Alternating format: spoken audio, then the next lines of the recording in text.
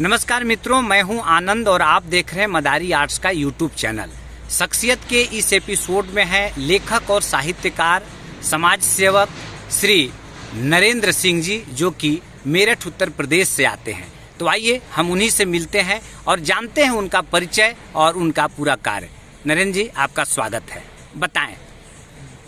जैसा कि आपने बताया, मेरा नाम नरेंद्र सिंह है और मेरे पिताजी का नाम स्वर्गीय रघुनाथ सिंह जी।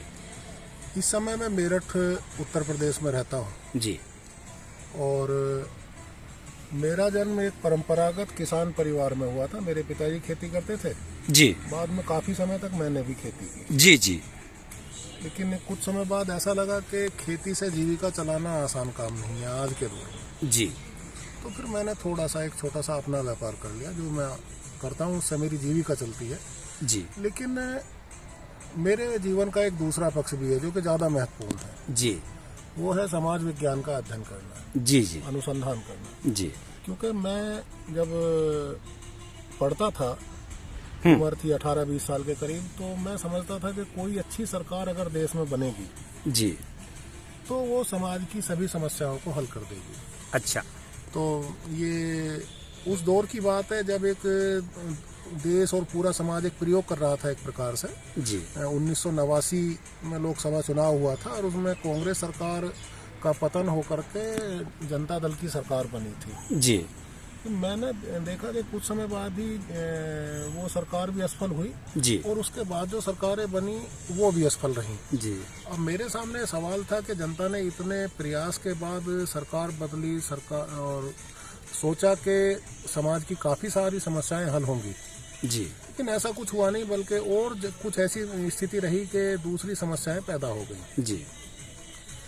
सामने आई समाज के समस्याएं तो पहले से थी, लेकिन जो मैं अपना जब जवान हो रहा था एक प्रकार से और वो चीज़ें देख रहा था, जी, मुझे इन सब चीज़ों का कुछ हल नहीं मिल रहा था। और बस एक ही दिमाग में बात थी कि कोई अच्छी और मजबूत सरकार बनेगी तो ये समस्याएं हल हो जाएंगी। जी। लेकिन ऐसा नहीं था। कुछ समय बाद क्या हुआ कि मुझे आदरणीय बजरंग मुनि से मेरी एक बार मुलाकात हुई दिल्ली में। अच्छा। अब जब मैं उनके संपर्क में आया तो उन्होंने जो अपने समाज विज्ञान के अध्ययन के आधार पर हम लोगों को समझाया, मुझे समझाया, एक दो साथी और थे, जब मैं उनसे मिला जी, तो उन्होंने समझाया कि नहीं, मजबूत सरकारें समाज की समस्याओं का हल कैसे करेंगी। जी। क्योंकि मजबूत सरकार किससे मजबूत होगी, आप ये सवाल करना देखिए ना। हाँ हाँ। तो जब मजबूत सरकार होगी तो फिर कमजोर कौन होगा? कमजोर समाज होगा। जी। और जब समाज कमजोर हो जाएगा तो फिर सरकार तो शासन करेगी समाज के ऊपर, जी। समस्याओं को हल नहीं करेगी। जी। जी। समस्याओं को हल करना है तो हमें समाज को मजबूत करना होगा। जी। तो ये बात मुझे कुछ जमी। जी। और जी। सोचा कि ये तो जब मैं कुछ दिनों बाद इस बात को लेकर के अपने चिंतन में लगा, हाँ। तो सोचने समझने की एक दिशा बदल गई। जी। जी। और एक ये आकर्षण ऐसा पैदा हुआ कि फिर मैं बजरंग मुनि का साथ छोड़ नहीं सका अपने अब तक के जीवन में। जी। और धीरे धीरे करके ये बात मैंने पूरी तरह समझी। जी। और फिर इसी आधार पर मेरा लिखना पढ़ना रहा। जैसे कि मैंने अभी तक मुख्य रूप से 3 किताबें लिखी हैं। जी। जी। एक मौलिक व्यवस्था का विचार। जी। मौलिक व्यवस्था का विचार में जो बजरंग मुनि जी से मैंने सीखा, उसका एक प्रकार का वृद्ध विवरण है कि दुनिया में लगभग 4-5 सिद्धांत हैं जिनके आधार पर करीब करीब पूरी दुनिया की व्यवस्थाओं के ढांचे बने हुए हैं। जी। जैसे एक है पूंजीवादी लोकतंत्र, एक साम्यवाद, इस्लाम आधारित धर्मतंत्र। इस तरह से चार सिद्धांत है। एक भारत की समाज व्यवस्था, भारत की समाज व्यवस्था के आधार पर जो एक राज्य बनता है, सरकार बनती है। जी जी। तो मैंने ये समझा कि अभी तक दुनिया में जितनी भी राज्य व्यवस्थाएं बनी हैं, वे सब शक्ति के केंद्रीयकरण के आधार पर बनी। जी।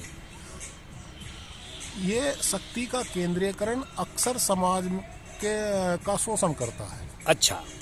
हाँ, ये इसका बहुत बड़ा दोष है कि शक्ति के केंद्रीयकरण के आधार पर जो भी सरकारें बनती हैं, समाज की समस्याओं को कम हल करती हैं और शोषण ज़्यादा करती हैं। मैं बता रहा था कि 4-5 हैं प्रकार व्यवस्थाओं के बनने, सभी शक्ति के केंद्रीकरण के सिद्धांत पर निर्मित हुई हैं। जी। मतलब जब मैंने लोकतंत्र को समझा, जी।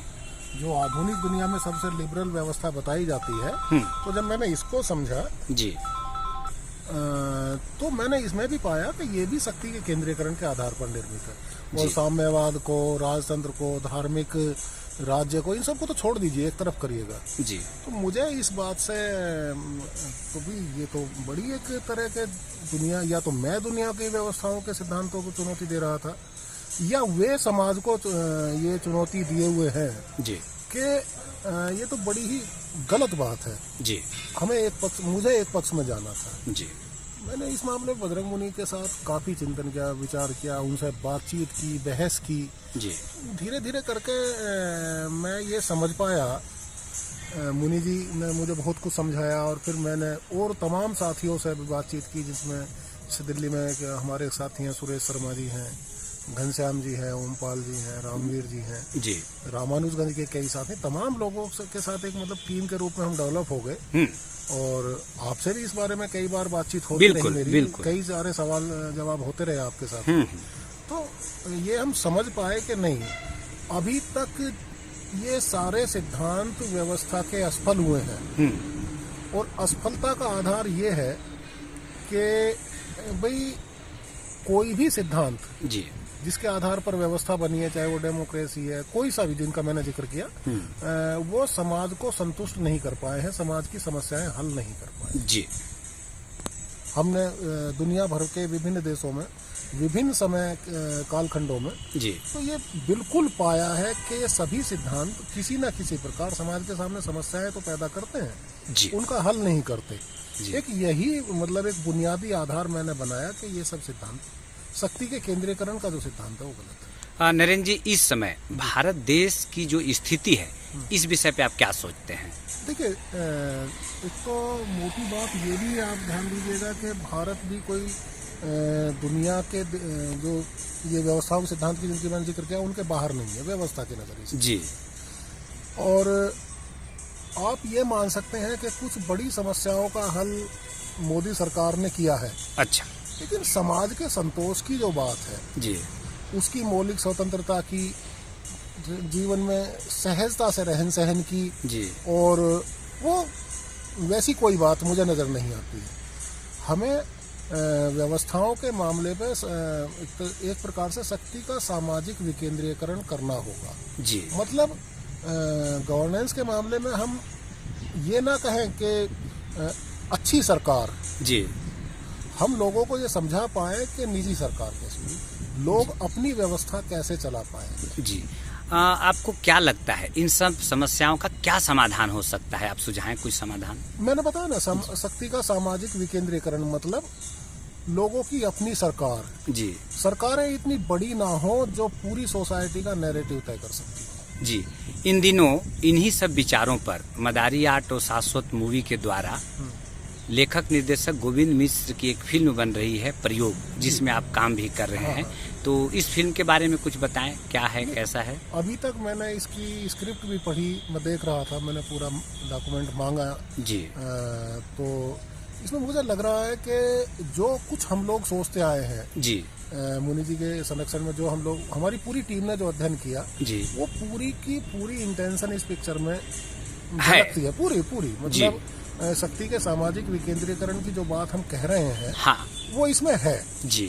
और मैं बिल्कुल आश्वस्त हूँ कि अगर ये पिक्चर पूरी तरह ठीक बनी, हाँ, तो हम समाज को ये संदेश देने में कामयाब रहेंगे कि भाई सरकारें बहुत बड़ी नहीं होनी चाहिए, जी, बहुत ताकतवर नहीं होनी चाहिए, जी, और स्थानीय व्यवस्थाओं को लोग खुद चला सकते हैं। वो समाज इतना मूर्ख नहीं होता है जी, जितना कि अक्सर सरकार और कानून बनाने वाले लोग मानते हैं। जी, ये इरादा साफ करती है ये स्क्रिप्ट इस पिक्चर की। जी।